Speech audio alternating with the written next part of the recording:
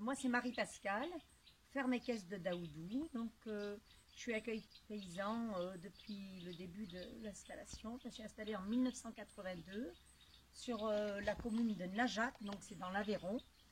Et dès le départ, j'ai fait des chèvres, activité fromagère, et des chevaux. Et donc maintenant, la ferme, c'est uniquement petits troupeaux de chèvres et brebis, et activité tourisme équestre et éleveur de fjord, comme vous voyez là.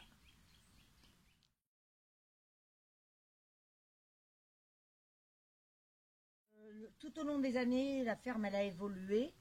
C'est-à-dire, moi je suis toujours passionnée d'agriculture et d'élevage et j'aime partager ma passion, c'est de là accueil paysan en tant qu'engagement. Et j'ai ouvert la ferme depuis à peu près 10 ans maintenant sur tout ce qui est social et handicap. Donc au niveau social, j'accueille un jeune après l'autre que j'essaye de remettre, c'est-à-dire les pieds sur terre, hein, de reprendre des racines. Et donc là, cette année, je suis avec Vivien qui aide au niveau de tout ce qui est des activités sur la ferme et qui veut aussi faire un métier par rapport à la maréchalerie. Donc voilà, Vivien, tu peux venir montrer que c'est toi qui as préparé le cheval. Et c'est un jeune qui a 16 ans et qui est depuis 2 ans là en alternance, c'est-à-dire qu'on le prépare au métier en essayant de faire qu'il puisse intégrer un CAP, quoi, par exemple de maréchal ferrant. Voilà le but de notre parcours au niveau d'engagement, au niveau de...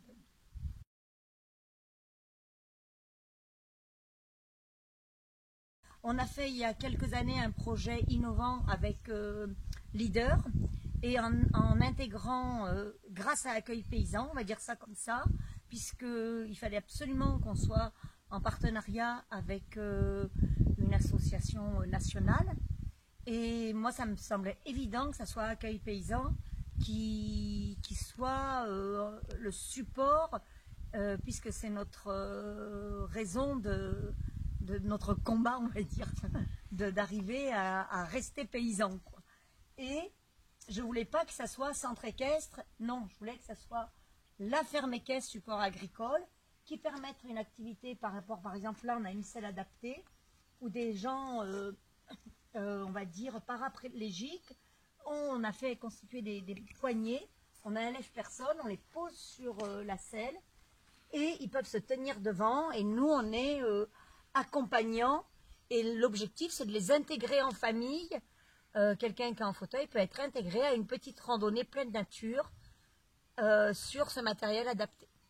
Donc voilà, et on a différents pôles d'adaptation possibles. On a une calèche adaptée, on a des parcours adaptés et avec des chevaux éduqués pour qu'ils soient gentils et paisibles. Là, vous voyez, Orchis d'or, mais c'est un cheval qui est né ici et qui a été élevé dans des conditions dans l'objectif de pouvoir en faire un cheval tout public.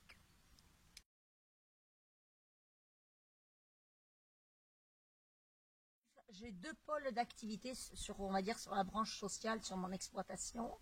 J'ai une branche où ce sont des transferts, c'est-à-dire que j'ai fait un gîte, grâce à ce projet Leader, un gîte adapté avec ascenseur où je peux recevoir, mettons, un groupe de 5 ou 6 fauteuils avec 2-3 accompagnants. Ça, ils sont en autonomie et ils viennent faire juste les activités sur la ferme, découverte des produits de la ferme, atelier, attelage ou à cheval.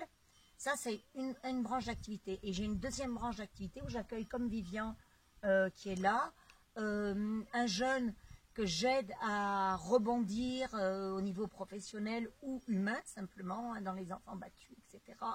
Et à ce moment-là, je les accueille un après l'autre sur ce qui s'appelle des séjours de rupture, entre 2 et 15 jours.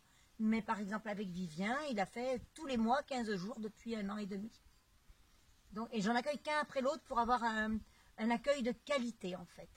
Parce qu'on n'a pas le même... on n'exprime pas les mêmes choses et les mêmes liens avec un jeune qui est tout seul sur la ferme avec toi que si on en accueille 2, 3, 4 en même temps. Et j'aime bien le mélange. J'ai un jeune en accueil, un jeune en stage, par exemple BTS agricole, Mon leitmotiv, ça a été que quand je tiens un sujet, je suis tenace, je lâche pas. Donc c'est une des, ça peut être un défaut, mais presque à l'entêtement. Mais ce que je dirais, c'est que il y a plein de paysans ou de futurs paysans ou de porteurs de projets qui sont des gens sérieux et où ça peut être vraiment des super réalisations. Souvent, le frein, c'est qu'il n'y a pas, ils sont pas tous forcément bons au niveau du côté administratif de monter un projet. Donc moi, le conseil que je pourrais donner, et j'ai aidé pas mal de jeunes à réaliser leurs projets, c'est d'aller frapper aux bonnes portes et de demander de l'aide, soit à ceux qui savent monter des projets, soit comme on a évoqué lors de réunions, de dire un appui technique qui pourrait aider euh, administrativement parlant, à dire voilà ce projet, comment on peut lui faire tenir la route, comment on peut obtenir des subventions. Et ceux qui ont déjà obtenu des subventions peuvent peut-être aider les futurs porteurs de projets. Et c'est moi dans ce sens-là, on peut pas le faire à leur place, mais on peut dire il y a des chemins qui sont plus faciles que d'autres. Je pense aux projets leaders, c'est des gros projets, mais il y a des gens compétents qui peuvent aider. Accepter de se faire aider, c'est bien. Moi, en tous les cas, c'est ce qui m'a permis de rebondir à différentes époques sur ma structure. Parce que ça fait plus de 30 ans que je suis installée, 35 ans, 36 ans. Donc, c'est de dire à des époques difficiles où on se remet en question, se faire aider. Je trouve que c'est bien, on est tous ensemble et d'où l'intérêt du réseau aussi. Qu'on n'est pas tout seul non plus dans notre coin, même si on bosse souvent tout seul.